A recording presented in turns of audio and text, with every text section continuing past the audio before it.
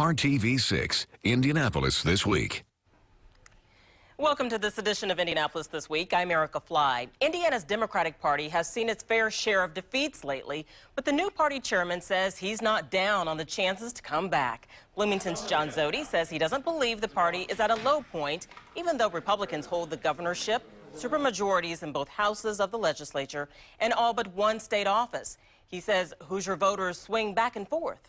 We had a president who won this state for the first time in 44 years in 2008. So Indiana has shown its heft in going back and forth on what it will do from election cycle to election cycles. And joining us now is the new Indiana Democratic Party chairman, John Zody. Zody helped run President Obama's Midwest campaign in the 2012 election. He's also served in the administrations of Governors Frank O'Bannon and Joe Kernan, and he is also a graduate of Indiana University. Mr. Zody, thank you so much for joining us today. Thank you, Erica. Good to be here. You are in a new position now with a lot of work ahead of you, so what is your #1 goal? Well, my #1 goal here in 2013 is to build. Here in Indiana, we have elections in 3 consecutive years, but in that year after the presidential election, we have none. And so this is the time where political parties should use that time to build their organization, to hone their messages, figure out what voters want to hear, what other Democrats want to hear in the case of the Indiana Democratic Party, and then to raise the resources we need to be competitive next year in 2014. So. As we mentioned, you're facing a supermajority in both chambers of the State House, a Republican governor, and the only office Democrats really hold on the state level is superintendent. So does the outlook look grim, or are you optimistic? I'm optimistic. We had some good victories last year with electing Glenda Ritz as superintendent of education. We also had Senator Joe Donnelly.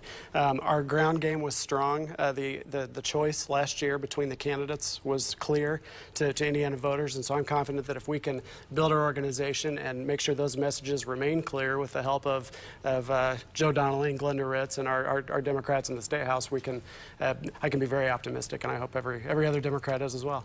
With the Republican supermajority, what kind of dialogue are you seeing from them to get any bills done? From Republicans? Yes. Well, I think what we're seeing is that the governor, Governor Pence, we're not hearing much. And so I think the Republicans in the House and Senate are seeing themselves under fire a little bit from some groups aligned with the governor with respect to some things he wants to get done. And so our Democratic leadership in the House and the Senate, and Scott Pilath and Tim Lannon, are keeping relevant in the debate. That every single day they are making themselves a part of that debate and making sure that Hoosiers know that it's Democrats that stand for the middle class and for education and for access to health care. With your time in the governor's office that we mentioned and your time on the campaign trail for the president, what do you think you bring to the table as chairman that's different from people in the past? Well, I don't want to compare myself to past chairs, but what I will say, I've been in Indiana politics for about 15 years, and when I worked in state government, I traveled to all 92 counties. I've got a lot of good relationships around the state within the party and in different communities from the work I've done. And so what I hope I bring is good relationships, a good work ethic, and what I learned in the Obama campaign. There were things I took there and a lot that I brought home on how we can use our structure that we have in place now to measure things, set some goals, and set some metrics, and have a strong organization where everyone feels a part of it. Everyone's included. That's something the Obama campaign did very, very well, was outreach and inclusion, and I think we've seen a lot of progress with that in Indiana as well in the Democratic Party, and so I want to try to build that. Kind of set the bar for where you want those elections to be for the Democrats coming in the future. Exactly. Okay. You mentioned this, the one office Democrats do hold, as we told you before, Glenda Ritz as state superintendent. This week's voucher ruling from the state Supreme Court, was that for you a blow to the office, or how do you see that ruling? Well, it's disappointing, and I think Superintendent Ritz agrees, but as she was elected to do a job, and she said that she will do her job and administer that program, but it is a disappointment. The Supreme Court ruled that the vouchers program was constitutional. Our legislators have called for a study to gauge the long-term impacts of a voucher program to see whether that has value across the state, and so I think as that conversation continues, we're going to see a continued dialogue on the voucher program. before we take a break, I mentioned you are a Hoosier. I am. What do you think about your Hoosiers? Are they going to hold the team together, try to come back for another title? I think so. My blood is still crimson, so I'm confident for future victories. So I feel strong. All right. Well, after the break, there is a lot to talk about with national politics this week. Congress is getting ready to return and address gun control, immigration, and the biggest issue this week, same-sex marriage. Coming up after the break, we'll get the chairman's take on how Indiana is fitting in with all these issues. With us again is the Indiana Democratic Party's new chairman, John Zody. A lot of things to talk about now. It's been a big week with one of the nation's most divisive issues. Two cases, really. Prop 8 and DOMA went before the Supreme Court for their oral arguments, and the rulings could set the future for same-sex marriage in the nation. How do you feel those proceedings went overall? Well, I think what we saw from the justices were lots of good questions as usual, but I think they didn't seem to give a clear indication of how they would rule on those. So we'll just have to see how the proceedings go from here and see how the decision is made. Now, all the polls show a real shift over the last 10 years of people being in favor of gay marriage. So how heavy do you think the justices should weigh public opinion? Well, I think the justices, by virtue of their office and their appointment, they weigh first the law, and that's their job. So I think it's probably hard to see how to gauge public opinion, but they have to be very, very careful about how they do gauge that, I think. And I'm not an attorney, so we'll have to let the justices do their job and see where it goes. There are a lot of outcomes that could come from these cases. During the arguments, the justices seem to really question DOMA, but some say they may pass on ruling Prop 8. How do you think this is going to play out? All this is going to play out? I don't know. We'll just have to see. The justices have heard the arguments. They've asked the questions, and I know people will be waiting patiently, but I know they'll also be waiting with some measure of anxiety to see what happens, and both in a positive way to see how we move forward on the issue. All the senators, a lot of the senators flip-flopping on this issue all of a sudden over the last week. 7 Democratic senators have come out in favor of gay marriage. 1 Republican senator, Rob Portman, came out in favor. Another Republican senator, Lisa Murkowski, says that she's evolving on her stance. Are these politicians seeing an opportune time to change with the polls and the possible outcome, or do you think that they have been in favor longer? I don't know. I'll let elected officials and candidates speak for themselves on the issue. I know the issue does continue to change. As you said, there's been some movement in public opinion on it. So based on each elected official's a constituency and their personal beliefs and how they feel they can develop on the issue, we'll just have to let them all speak for themselves. Another controversial issue here, gun control. Congress is about to get back in session soon. One of the possible items on their agenda, a gun control bill. Do you actually think it has any chance of passing the House? Well, we'll see. The fact that there is discussion, I think, is positive. Anytime we're able to discuss these hot issues, we've had a considerable amount of tragedy over the last few years, and that has to be addressed. And how that's done, we have to rely on our elected officials to hear from their constituents and make those decisions in a way that they feel will both move the policy forward in a way that protects rights and also lets Americans know that their elected leadership is sensitive to the problem and the dialogue that's necessary there.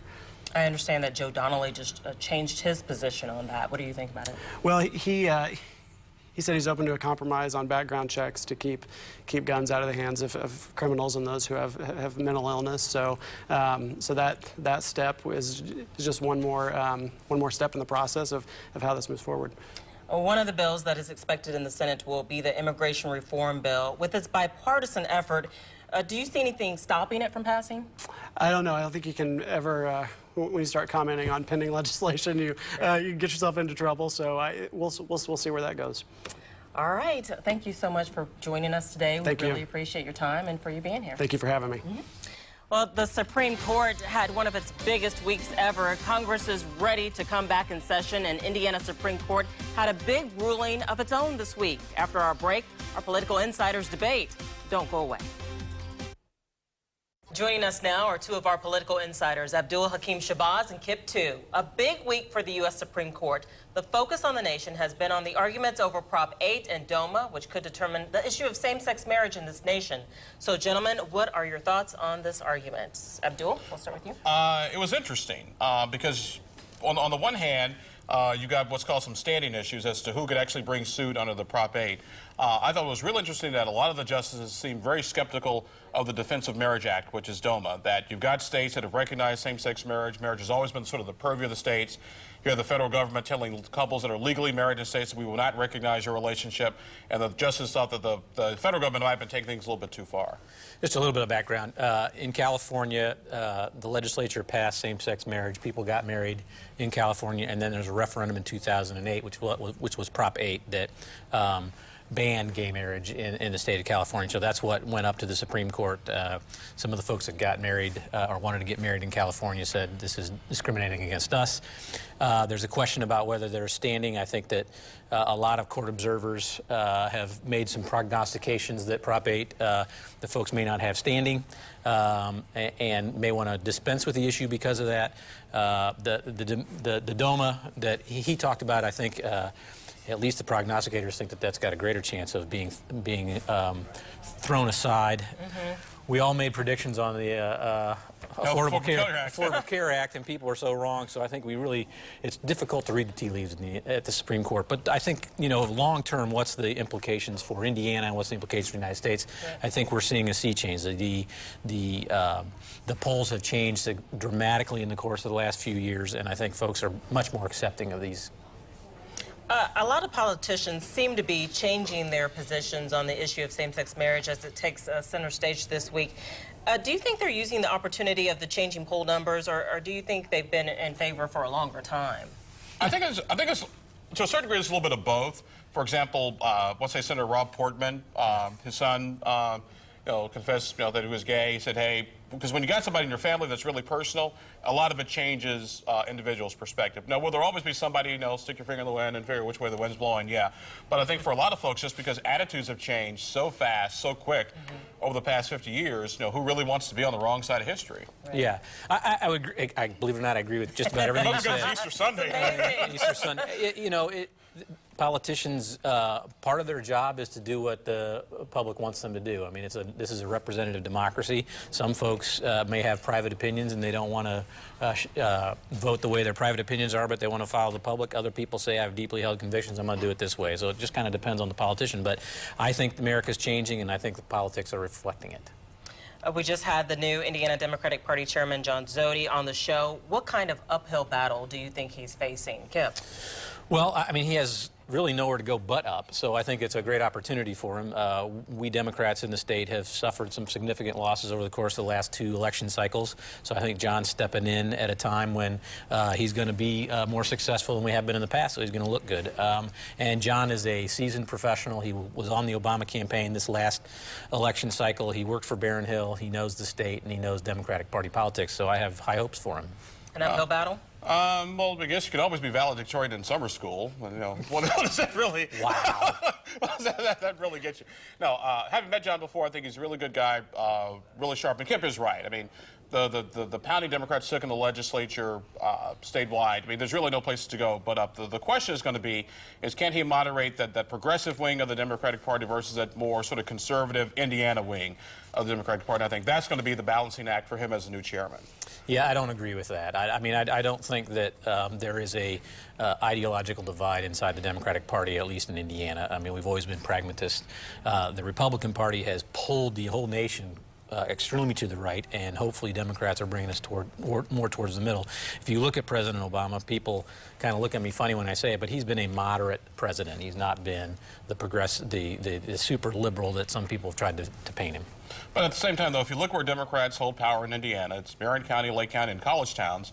In the rest of the state, they're not. So they've really got some room to grow, and they're really going to have to reach out and be a bit more of a moderate party, or at least get that message out. Certainly, Joe Donnelly proved that Democrats can still win in Indiana. With a little bit of help from Republicans. With a little, well. Will the pendulum swing back for the Democrats? We've had the governor's office. We had the governor's office for 16 years before Mitch Daniels. We had a majority of the United States Congress. We've had majorities in the House of Representatives. So we're a competitive party. It's a question of finding the right candidates and having a good organization, and I look forward to John doing that. Well, he said earlier that Democrats aren't really hearing much from the Republicans in the State House. So do you think that the hope for bipartisanship is really dead with the session?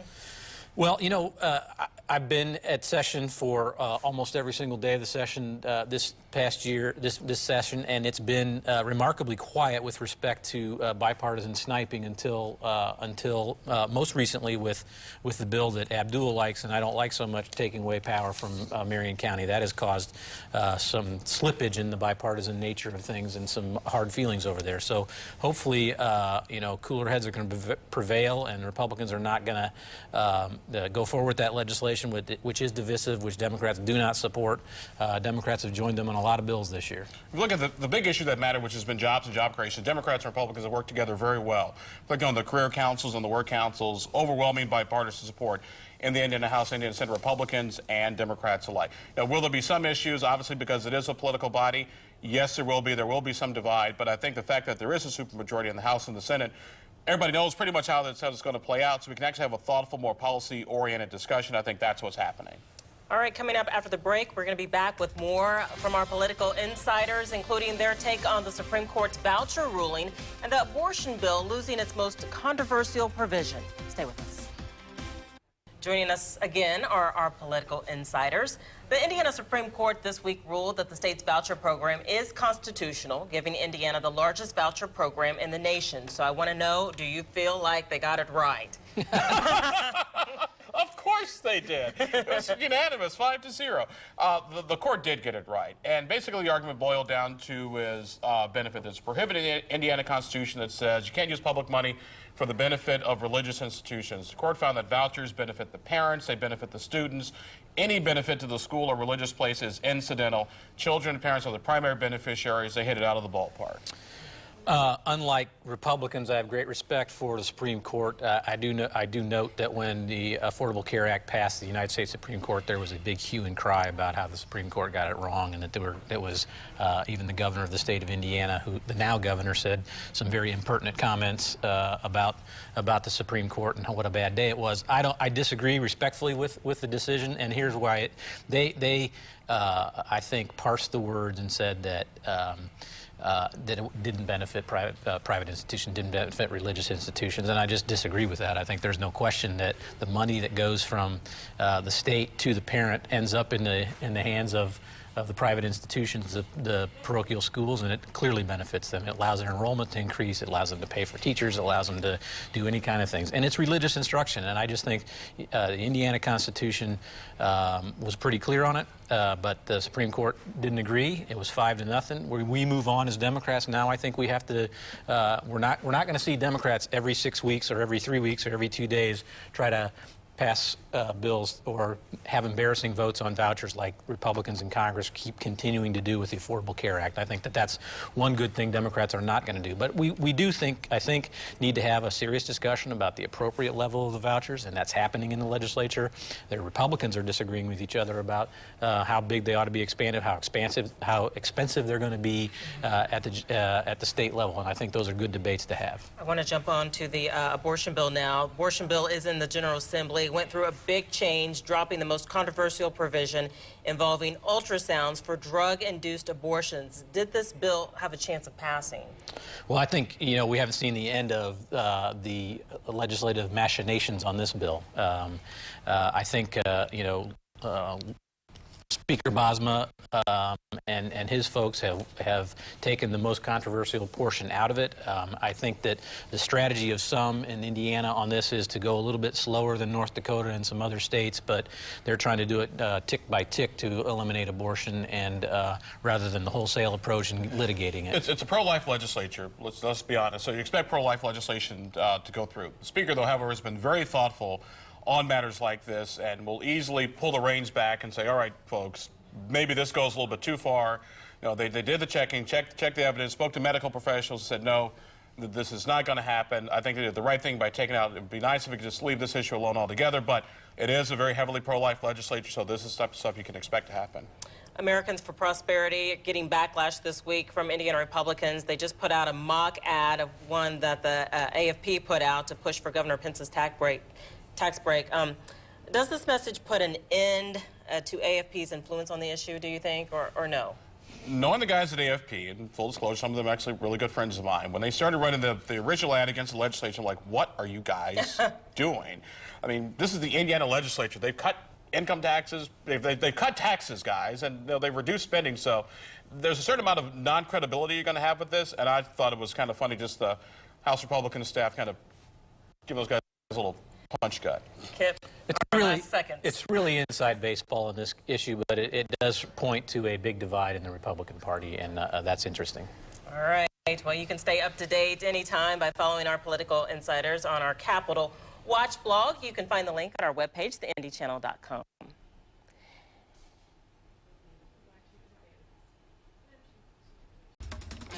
That is it for this edition of Indianapolis This Week. We hope you have a wonderful Easter. Thanks for joining us. I'm Erica Fly.